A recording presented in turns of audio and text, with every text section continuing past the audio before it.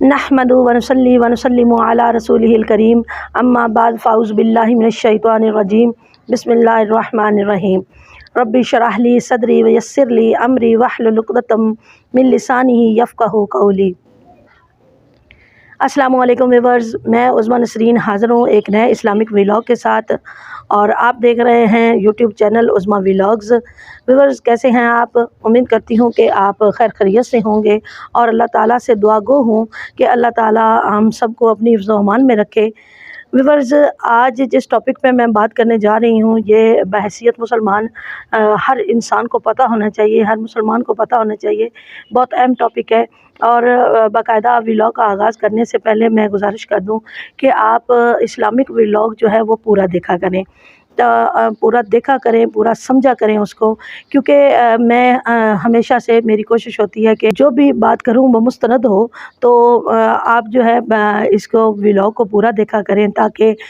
جو کوشش ہم کرتے ہیں اس کے متعلق اسلام کی جو پوری اور صحیح بات جو آپ تک پہنچانے کی کوشش کرتے ہیں وہ آپ تک پہنچ جائے اور آپ ان باتوں سے مستفید ہو سکیں۔ تو ویورز ویلاگ کا باقاعدہ آغاز کرتے ہیں۔ آیت ربانی ہے، کل نفس ذائقۃ الموت، بے شک ہر نفس نے موت کا ذائقہ چکھنا ہے۔ ویورز، جب آپ کسی ایسے انسان کے پاس ہوں جس کا آخری وقت ہو، یعنی اگر کوئی بیمار ہے اور وہ بیماری کی وجہ سے اس کی بیماری اتنی بڑھ چکی ہے کہ وہ لمبے سانس لے رہا ہے اور اس کی سانس جو ہے اکھڑ چکی ہے بالکل، تو یا پھر کسی ایسی جگہ پہ موجود ہیں آپ جہاں پہ کوئی اچانک کوئی حادثہ ہوا ہے اور کسی حادثے کی وجہ سے کسی کی انسان کی جو سانس ہے وہ اکھڑ گئی ہے اور وہ انسان لمبے سانس لے رہا ہے، تو اگر آپ ایسی کسی انسان کے پاس ہیں تو آپ کا یہ فرض بنتا ہے کہ آپ اس انسان کو فوراً سے جو ہے نا اس کو لٹا دیں زمین پہ،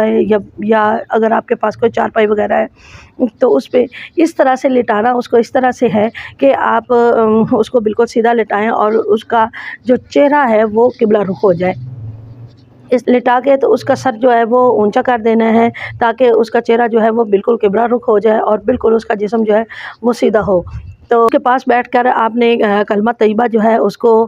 پڑھنا شروع کر دینا ہے اونچی آواز سے، تاکہ آپ کی آواز، آپ کا کلمہ طیبہ پڑھتے ہوئے آپ کی جو آواز ہے وہ اس انسان کے کانوں تک پہنچے اور وہ بھی کلمہ طیبہ پڑھ لے۔ بس کلمہ طیبہ آپ نے خود پڑھنا ہے، اس انسان کو حکم نہیں دینا، اس کو کہنا نہیں ہے کہ آپ بھی کلمہ پڑھو، ایسا کچھ نہیں کرنا، بلکہ خود کلمہ طیبہ پڑھنا شروع کر دینا ہے، اور آپ کی آواز جب وہ سنے گا تو وہ خود بخود کلمہ طیبہ پڑھ لے گا۔ اس طرح اس کو حکم نہ دیں اور اس سے بار بار اصرار نہ کریں کہ کلمہ طیبہ پڑھو، کلمہ طیبہ پڑھو، ایسا نہیں کرنا، کیونکہ یہ وقت جو ہوتا ہے وہ بہت مشکل وقت ہوتا ہے اور موت کی سختی جو ہوتی ہے وہ بہت زیادہ ہوتی ہے، اور انسان جو ہے وہ بہت تکلیف میں ہوتا ہے۔ تو ایسی وقت میں انسان کو کسی بات کا حکم نہیں دینا چاہیے، بلکہ خود سے وہ عمل کرنا چاہیے کہ وہ سن کر اور دیکھ کر وہ بھی اسی طرح دہرانے لگے۔ یہ شریعت میں سب سے بہتر عمل ہے۔ ویورز، جب مرنے والا شخص جو ہے وہ ایک دفعہ کلمہ پڑھ لے تو اس کو بار بار کلمہ پڑھ لے، کلمہ اس نے پڑھ لیا اور وہ خاموش ہو گیا ہے تو اس کو بار بار کلمہ پڑھنے کا اصرار نہ کریں، اور یہ ایسا نہیں ہے کہ بندہ جو ہے وہ آخری دم نکلنے تک کلمہ پڑھتا رہے اور اس کی زبان پہ کلمہ جاری رہے، ایسا نہیں ہے۔ کلمہ پڑھنے کا فقط مطلب اتنا ہے کہ آپ کہ مرنے والا جو شخص ہے اس کی زبان سے آخری لفظ جو ادا ہو وہ کلمہ طیبہ ہو۔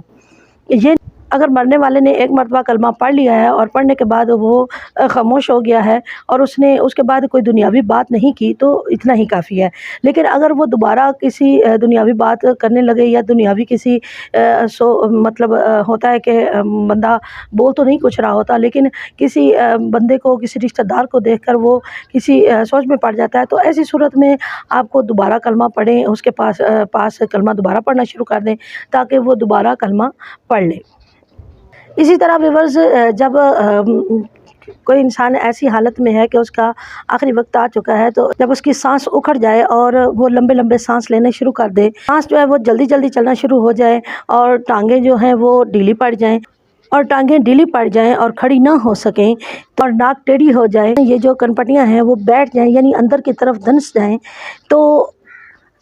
تو سمجھ لینا چاہیے کہ اس بندے کی جو موت کا وقت وہ آ چکا ہے، اور ایسے بندے کے پاس جو ہے اس وقت بیٹھ کر کلمہ طیبہ جو ہے اس کو اونچی آواز سے پڑھنا چاہیے، تاکہ اس کی وہ اوپر موت کی سختی ہے تو وہ اس کے کانوں تک ایک تو کلمہ طیبہ کی آواز پہنچے اور وہ بھی پڑھ لے، اور دوسرا یہ کہ جو آنے والا فرشتہ ہے وہ بھی اس بندے کے پاس جب کلمہ طیبہ پڑھا جا رہا ہوگا اور اللہ کا ذکر اذکار ہو رہا ہوگا تو وہ آنے والا فرشتہ جو ہے وہ بھی اس کلام پاک کو سن کر اس کی جو ہے وہ موت کی سختی تھوڑی کم ہو جائے گی۔ اسی طرح ویورز سورہ یاسین جو ہے وہ اگر کسی ایسی انسان پہ پڑھی جائے جس پر موت کی سختی ہو تو اس سے موت کی سختی جو ہے وہ ختم ہو جاتی ہے۔ تو ایسا انسان جس پر موت کا آخری وقت آ چکا ہے، ایسے حال میں ہے کہ اس پر موت کی سختی کا وقت آ چکا ہے، تو ایسے انسان کے پاس جو ہے بیٹھ کر سورہ یاسین پڑھی جائے تو یہ سب سے بہتر عمل ہے۔ ایسی حالت کہ جب سانس اکھڑ جائے تو ایسے شخص کے پاس دنیا کی باتیں نہیں کرنی چاہیے، اور نہ ہی اس کی اولاد کے متعلق، اس کے ماں باپ یا رشتہ داروں کے متعلق کوئی بات کرنی چاہیے کہ اس کو یاد نہیں کروانے چاہیے، اور نہ ہی اس کو اولاد جو ہے وہ اس کو سامنے جیسے کوئی انسان یا کوئی عورت ایسے حال میں ہے کہ اس کے بچے چھوٹے ہیں یا پھر کوئی بچہ بیمار ہے تو اس کو سامنے نہیں لانا چاہیے، کیونکہ یہ حال وقت جو ہوتا ہے وہ بہت سختی کا وقت ہوتا ہے، اور اگر ایسے کسی رشتہ دار جس کے ساتھ مرنے والے کو محبت بہت زیادہ ہے، اگر اس کو سامنے لایا جائے تو وہ دنیا کی طرف مائل ہو جائے گا۔ تو کوئی عمل نہیں کرنا چاہیے جس سے کہ مرنے والے کا جو ذہن ہے یا دل ہے وہ دنیا کی طرف مائل ہو جائے، بلکہ اس کے پاس، مرنے والے کے پاس اللہ تعالیٰ کی ملاقات کی اور آخرت کی باتیں کرنی چاہیے، تاکہ اس کا دل جو ہے وہ اللہ تعالیٰ کی طرف مائل ہو جائے۔ اگر ویورز مرنے والے کے منہ سے خدا نخواستہ کوئی کفر کی بات نکل جائے تو اس کو خیال نہیں کرنا چاہیے، اس کو بار بار دل میں نہیں لانا چاہیے کہ مرنے والے نے ایسا کہا ہے، اور نہ ہی اس بات کا چرچا کرنا چاہیے کہ دوسروں کے سامنے بندہ کہتا پھرے کہ فلاں جو ہے وہ مرتے وقت ایسی باتیں کہہ رہا تھا۔ ایسا کرنا شریعت کے خلاف ہے، بلکہ یوں سمجھنا چاہیے کہ موت کی سختی کی وجہ سے عقل ٹھکانے نہیں رہی اور ایسی بات جو ہے وہ منہ سے نکل گئی ہے، کیونکہ عقل ٹھکانے کے نہ ہونے کے وقت جو کچھ بھی انسان عمل کرے گا یا جو کچھ بھی اس کی زبان سے ادا ہوگا اس پر کوئی گناہ نہیں ہے۔ اس لیے ایسے انسان کے پاس بیٹھ کر آپ کو ایسا عمل کرنا چاہیے جس سے وہ اس کا جو دل اور دماغ ہے وہ اللہ تعالیٰ کی طرف مائل ہو جائے، اور ساتھ ساتھ ایسے انسان کے پاس بیٹھ کر اپنی اور اس مرنے والے کے لیے بخشش طلب کرنی چاہیے۔ اسی طرح بھی بس جب انسان کی جان نکل جائے اور یعنی مر جائے انسان، تو سب سے پہلے اس کے جو تمام عضو ہیں ان کو درست کر دیں، اور اس کے مرنے والے کا چہرہ جو ہے اس کو ایک کپڑے کے ساتھ اس کو اس طرح سے باندھے کہ کپڑا جو ہے وہ ٹھوڑی کے یہاں سے لے گئے، یہاں سے نکالے، یہاں سے پکڑ کے تو اوپر کی طرف لے جائیں، اور سر کے اوپر کپڑے کے جو دونوں سرے ہیں سر کے اوپر اس کے ساتھ گرا لگا دیں، تاکہ منہ جو ہے اس کا پھیل نہ جائے۔ اسی طرح مرنے والے کی آنکھیں بھی بند کر دی جائیں، اور ساتھ ساتھ جو اس کے پاؤں کے دونوں انگوٹھے ہیں ان دونوں کو ملا کر ایک دھاگے کے ساتھ یا کپڑے کے ساتھ ان کو باندھ دیا جائے کہ مرنے والے کی جو ٹانگیں ہیں وہ نہ پھیل جائیں۔ ایسا کرتے وقت یہ دعا ساتھ پڑھتے رہنا ہے، بسم اللہ و علی ملت رسول اللہ۔ یہ دعا ساتھ ساتھ پڑھتے رہیں، اور ساتھ ساتھ اس کے